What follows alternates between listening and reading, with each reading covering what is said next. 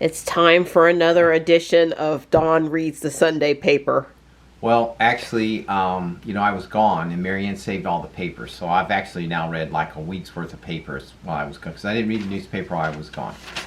So one of the articles I came across in one of the papers that I read, this one is actually Monday, February 3rd. It talked about those solar rebates. In North Carolina, Duke has a solar rebate, rooftop solar rebate program. That they opened the computers at 9 o'clock, and at 9:06 on January 2nd, they were all gone. So you had 6 minutes to get your rebate in. The luck of the hitting the right switch button at the right time. Click. Worse than that, sort of like the things that happen every now and then with like the iPhone. Everybody's waiting there, hitting refresh until the order went. Same glitches happened here. And so not only that, some people who were diligent were jumping on there. There were computer glitches because there's so many people trying to get the rebate. And so anyway, the paper's describing that, the people. So some people thought they got the rebate, and then they really didn't get it because the computer was messed up. Now, to Duke's credit, if they can sort of prove that they did this, Duke's willing to give them the rebate and not kick anybody else off. In other words, effectively increase. Add some additional rebates numbers for the year. Of course, it doesn't exactly say how many they expect to get that additional, how you prove it. Some people did take screenshots, so those people probably stand a very good shot of being able to get the rebate. So anyway, I guess the paper said, the simple solution to this is you do like a week period, and it's a lottery. They just draw the names out. Yep. Because why should somebody who is fully caffeinated at 9 o'clock in the morning get the rebate, and somebody like me who doesn't get enough caffeine by 9 and ain't quick on the draw? I mean, that's a little unfair. So why not just do the lottery? And then I'll draw the names out of the hat so that the lucky winners get it and the lucky losers don't. Anyway. That does sound more fair. Yeah, well, it's hard. This is not a radio contest trying to get concert tickets. We're talking about... Is it the 14th caller? Right. Yeah, this is not that. This is about solar. Yeah, and then the other one was something that's sad, and it's a long article. It was in... Actually, I think this is today's paper. It talks about the under tractor trailer, the underside deaths. People killed per year is about 250 people a year are killed by underside, going underneath tractor trailers. Either from the side or the rear. Side or the rear. And of course we remember that very first Tesla guy was killed, and yet another one earlier this year, late last year, was killed in a similar way, going underneath the... So that's somewhat common, 250 deaths a year. And that's nationally? That's nationally. And they said it's probably unreported because a lot of states don't have a checkbox for underside death. It gets charged as a death by vehicle to car, vehicle to truck, but it doesn't get charged as specifically with the modifier of an underside. Okay. And long story short, the bar on the back was added many years ago, but what's happened when it was added, the cars were smaller and lighter. It's great at stopping Corollas and Civic, the normal pass. But what's happened now, cars and SUVs have gotten bigger. So the bars, the lady in this particular case, her car was a Crown Victoria, and the bar collapsed. She hit the bar collapsed when the car hit it, and therefore her two daughters were killed because after the bar collapsed, and the next thing that went was just the windshield, or in this case it was actually the back window because they slid it backwards. So anyway, that bar now is inadequate, and they're talking it's about $3,000 a truck. They guess, but this is the chicken or the egg thing. They keep saying it's unproven, but until the Department of Transportation writes a regulation that specifies, you know, that you can't go underneath it. You got to stop a 6,000-pound vehicle without collapsing. You know, you can write the specification without having a design in your back pocket. But if they would write it and put it into law, then real engineers would get involved and they would figure out an economical way to implement the safety the new underside. And we're talking not only in the back improving that, but also underneath. From the side.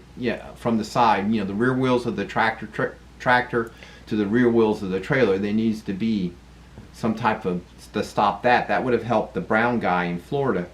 Possibly. It gives an opportunity for the airbags to work, because a lot of the airbags, they won't work in this scenario. The stuff comes down from the ceiling. That's not. Yeah, there's no impact to the front of the car that causes the airbags to deploy. I thought it was an interesting article. At least not fast enough. It's sad. Right. Well, number one is more than we knew. Right, it's not just a Tesla here or there. It's quite a few people each year.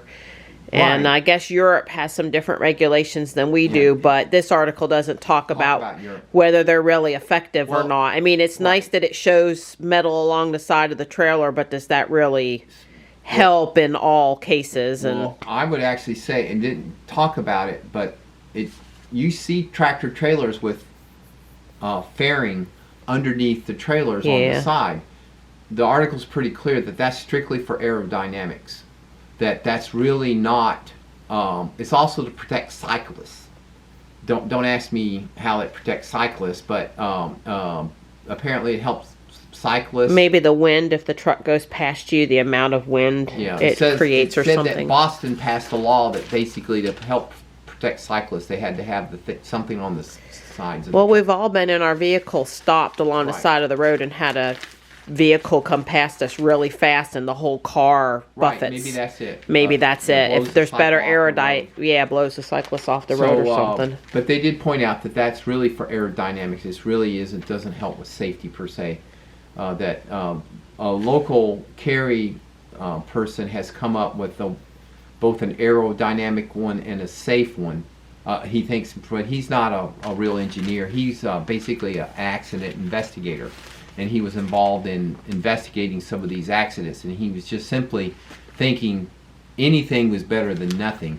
But the truck industry is, of course, diametrically opposed to this because it adds weight, cuts payload on it. I'm hoping, Tesla Semi, they haven't talked about the trailers, but we know that they plan to have an articulating cab trailer interaction where there's almost no gap between the cab and the front of the trailer. That they've shown that.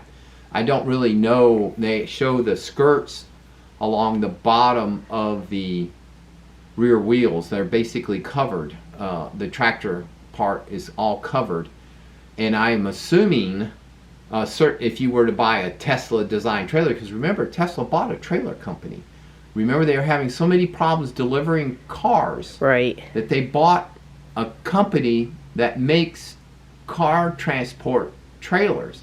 So maybe that was part of the semi thing too. Maybe they're going to make trailers, and maybe Tesla can engineer, because they got some of the, honestly, I think between SpaceX and Tesla, I think they've got the top 5% of the engineers in the country. They're cranking out some interesting patents that seems to back up that statement. So maybe Tesla can address this under vehicle, because Elon, in fact, that's what started the whole self-driving. Was a bicyclist was hit by a car, and Elon said, that was a totally avoidable thing. The car should have handled that situation, and that's what actually started. So maybe Elon will hear about this tractor trailer issue, this underside thing, especially he had to know because of this autopilot guy down in Florida. Yeah, they've studied that. So I got to believe Tesla's going to do something. I mean, now that I've sort of talked this out full loud. circle. Yeah. So fingers crossed. Come on, Elon, but disrupt. Cost effective. Yeah, but less deaths. That would be some compromise in the middle there. Maybe he's going to have battery packs underneath the tractor trailer, so he's going to want to protect those battery packs from I don't want to call it minor, but run-of-the-mill collisions. He'd want to protect them from being destroyed, because this could be an expensive Repair. Repair. Okay, so I got an email from Duke Progress Energy, our power provider, and they said that our thermostat is now eligible to participate in their Energy-Wise thermostat program. Basically, they give us a $75 Visa e-card for signing up, and then they'll give us an additional $25 Visa e-card per year that we participate on the anniversary date. So I read up on the program a little bit, and it's okay. I'm not thrilled, but I went on and signed this up. Part of mostly to see how it actually impacts us. In the southern part of the United States here, we depend on air conditioning. I'm telling you, our air conditioner, we'll turn it on probably a day or two in March. It will probably run almost continuously starting in April through October. Yep. We depend on air conditioning 8 months out of the year, basically. And we don't, so this program only affects from May 1st to September 30th, which is, about a month after we typically turn on our air conditioner and about a month before we typically turn it off. So we'll see. They're going to raise our thermostat during high energy events, energy demand events by approximately 4 degrees, up to 4 degrees. They don't exactly say what, but they can do this because we have a Wi-Fi connected thermostat. It happens to be a Honeywell thermostat. So right now, if you have a Honeywell thermostat and you control it from your phone, you probably should check with your energy provider, because apparently a whole batch of Honeywell and Duke must have set this API up, because it actually goes through the Honeywell, not through talking to our individual thermostat. Anyway, we'll see. We get they promise that they won't control it on weekends and holidays unless there's an emergency, which is different than just an energy event. Monday through Friday is when we're going to be possibly having an energy event, but we can manually go and adjust our thermostat back down. They will send a notification to our phone when these events occur. If it gets too uncomfortable, we can go over there and lower the thermostat. So that's why the payout at $25 a year is so low, is because basically it's a pretty hit or miss for their point of view, because you could literally, every time there's a notification on your phone, go bump your thermostat back down. So we're going to see how it really works, because I looked for YouTube videos and there were none out there. Nobody talked about this program and of what it's like to actually live with it. There's promotional videos trying to get you to sign up, but nobody's actually done a video. Yeah, well, I think they're counting on weekdays, people not being home before 5 p.m. And if at 4 in the afternoon they want to bump the temperature up from, at our house, it would typically be on 76 up to 78 or 80 or whatever. They're kind of counting on maybe nobody being around to notice. Now for us, since you're home almost all the time, and Johnny and I are typically home from school by 3 p.m., we might notice. Right, but I actually kind of scratch my head. It's my understanding in California, where they have so much solar available, on summer days, they actually have too much production, and they're actually curtailing rooftop solar because they don't know what to do with it. And they certainly don't want to get into the habit of paying people to use electricity. So I sort of scratched my head a little bit on this.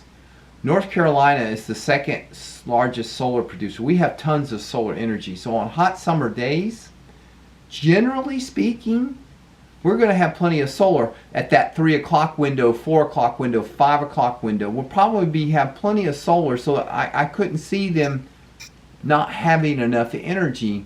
Now, 7 o'clock, when it's still really hot, the solar production starts dropping. I could certainly see maybe 6:30, 7 o'clock they're going to have to do it. That's part of the reason why I'm doing this, to find out what they considered. And if I can pay attention to my phone, I'm probably going to have to sign Marianne up to get the notes, because I just don't pay attention that much. Right. But she would notice, and she could say, go look and see what the weather is outside. Oh, it's sunny and 90 degrees or something. I guess I really wonder, and again, I think that might have to do with why the payback may not be very high, is that it could be a rare event. I mean, it really could be, especially if solar is really all that they seem to claim it can do. I guess we'll find out. We're going to find out. Well, it coincides with the peak of the energy. I mean, you know, I get it why in the summertime we go on peak at, I think it's from 6 to 8 or 5 p.m. to 8 p.m. And that has to do because, you know, the demand is, people come home and turn up their air conditioners. But I would thought, you know, in June and July, production should still be pretty strong at 5, 6 o'clock in the afternoon.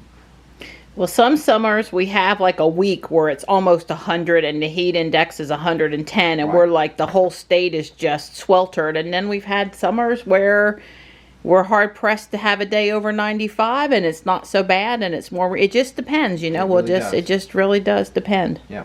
So we'll see. It's going on 4 o'clock and it's just been one of those relaxing Sundays. I'm gonna drive around and play pogo and I might swing into Guardian Angel for a minute. I haven't decided. I wish I could tell you I was feeling 100% better. That's not the case this time. Probably my fault because I A, won't sit on the couch like I should and rest, and B, I've had a couple of treats this week and sugar is not good for the immune system. So it is what it is though. I mean, I feel mostly okay, but my nose just will not leave me alone. So I don't know. I'm gonna get a little sunshine out there, make some vitamin D, you know, just enjoy the warmth of the sun. It is certainly going to feel nice driving around in Ruby. Yeah, it's 4:15 and they close in 45 minutes, but I think I'm gonna go in and make a quick walk through. Just stretch my legs for a little bit. I got pretty warmed up in the car with all of the, you know, the heat and the sun on me, and it felt good, so I feel up to getting out. Well, right away I see some interesting things, but not necessarily stuff to take home. Wow, look at the beautiful wedding dresses. It won't be long before it'll be prom season time and wedding time. Well, I stayed until they dimmed the lights, but I was technically out the door before 5 p.m. They are serious about closing and leaving that store, especially on Sundays. I spent less than $5. I got a tie, Snoopy stuff on it, a pair of reading glasses. They're 50 cents in there, and it's good to have a few extra pairs lying around, and a candle for Michelle. So not too much today. Well, I'm headed back to the house via Falcon Park, where there's some very large Pokemon that at least Ruby's account doesn't have. Probably my account doesn't have it either.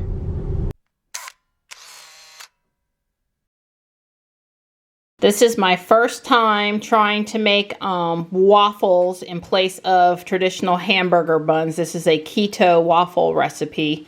I've got the mix here. Looks like it's turned out really nice consistency. And I have plugged in and I'm getting ready to use my Dash, my little, you know, I love that egg cooker for the deviled eggs. Well, this is their version of a waffle maker, so we'll see how it goes. Oh, wow, that's the first one that came out of there. I am so impressed. I think these are going to work great. All right. Yeah? Oh, wow, look at this. It looks like a hamburger. Seriously. Oh, wow, look at these little waffle things. Oh, that's good. Very good. Wow, wow, wow.